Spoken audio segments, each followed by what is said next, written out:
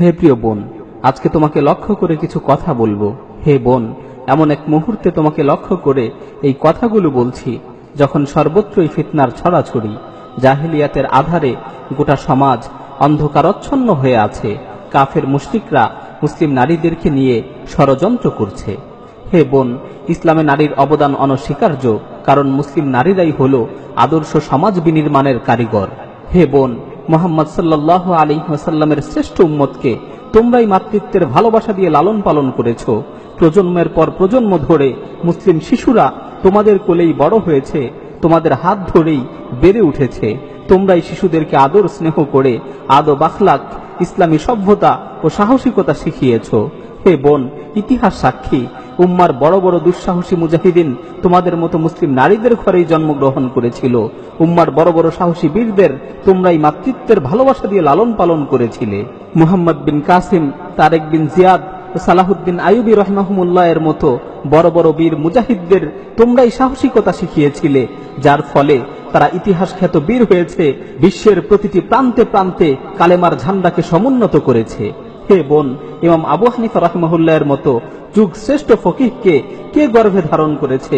ইমাম শাফিঈ, ইমাম মালিক, ইমাম আহমদ বিন হাম্বল, ইমাম ইবনে তাইমিয়া রাহিমাহুমুল্লাহ এর মতো যুগ শ্রেষ্ঠ ওলামায়ে কেরামগণকে শিশুকালে কে প্রতিপালন করেছিল? কে তাদেরকে এত বড় ইমাম হওয়ার স্বপ্ন জুগিয়েছিল?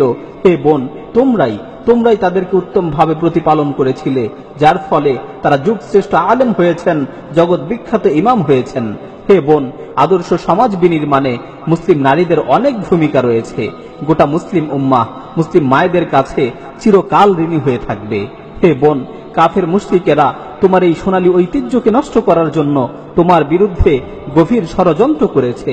তারা নারী অধিকারের মিথ্যা স্লোগান দিয়ে তোমাকে তোমার রাজকীয় সিংহাসন থেকে অপসারিত করতে চাচ্ছে। তারা তোমাকে শেখাচ্ছে পুরুষের সাথে সম অধিকারের জন্য লড়াই করো, হিজাবকে ছুঁড়ে ফেলে বেপর্দা হয়ে রাস্তায় বেরিয়ে আসো। আর কতদিন চার দেয়ালের মাঝে আবদ্ধ হয়ে থাকবে? হে বোন, বাস্তবতা হচ্ছে যারা তোমাদেরকে নারী অধিকারের এই স্লোগান শিখাচ্ছে, নারী অধিকারের এই মিথ্যা আশ্বাস দিচ্ছে, তাদের দেশেই নারীরা সবচেয়ে বেশি নির্যাতিত, নারীরা সবচেয়ে বেশি লাঞ্ছিত।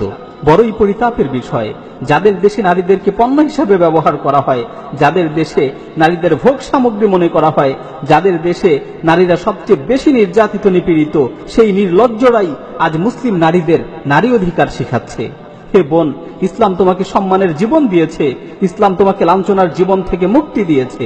হে প্রিয় বোন, এটা কি সম্মানের জীবন নয় যে কখনো তুমি আনুগত্যশীল মেয়ে হিসেবে থাকবে, কখনো তুমি চক্ষু শীতলকারী স্ত্রীর ভূমিকা পালন করবে, কখনো তুমি স্নেহময়ী মা হিসেবে তোমার কলিজার টুকরো সন্তানকে আদর স্নেহ করে উত্তম ভাবে প্রতিপালন করবে? এর চেয়ে সম্মানের দায়িত্ব আর কি হতে পারে? এর চেয়ে সৌভাগ্যের বিষয় আর কি হতে পারে? হে বোন, তুমি তোমার নিজেকে মূল্যায়ন করো, কাফের মুশরিকদের মিথ্যা স্লোগানে প্রতারিত হয়ে যেও না, তুমি তোমার নিজেকে চেনার চেষ্টা করো।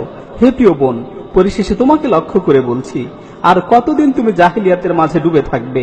আর কতদিন তুমি বেপর্দা হয়ে ঘুরে বেড়াবে? আর কতদিন তুমি নাটক সিনেমা দেখে দিন কাটাবে?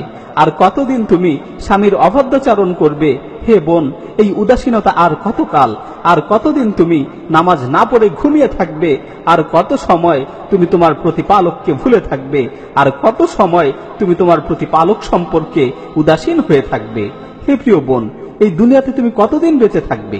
বেশি থেকে বেশি 50 বছর অথবা 60 বছর। এরপর অবশ্যই তোমাকে মৃত্যুবরণ করতে হবে, তোমাকে কবরে যেতে হবে, তোমাকে তোমার প্রতিপালকের সামনে পুনরুত্থিত হতে হবে।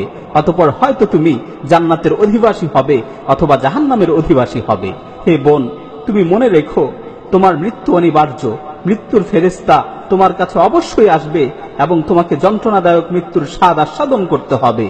হে বোন, অন্ধকার কবরের ভয়াবহতার কথা স্মরণ করো, সেই নির্জন অন্ধকার ঘরের কথা স্মরণ করো যেখানে তুমি একাকী থাকবে।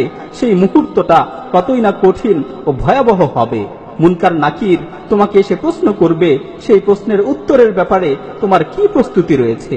হে বোন, কিয়ামতের ভয়াবহ পরিস্থিতির কথা স্মরণ করো, যেদিন কেউ কারো উপকারে আসবে না, সবাই পাগলের মতো ছুটতে থাকবে, সেদিন কোনো সাহায্যকারী থাকবে না। হে বোন, জাহান্নামের ভয়াবহ শাস্তির কথা স্মরণ করো, যেখানে চিৎকার শোনার মতো কেউ থাকবে না। হে বোন, সময় থাকতে গুনাহ থেকে তওবা করো, সময় থাকতে তোমার প্রতিপালকের দিকে ফিরে আসো। দুনিয়ার এই সংক্ষিপ্ত সময়টাকে, দুনিয়ার এই সংক্ষিপ্ত জীবনটাকে আল্লাহর নির্দেশিত পথে ব্যয় করো।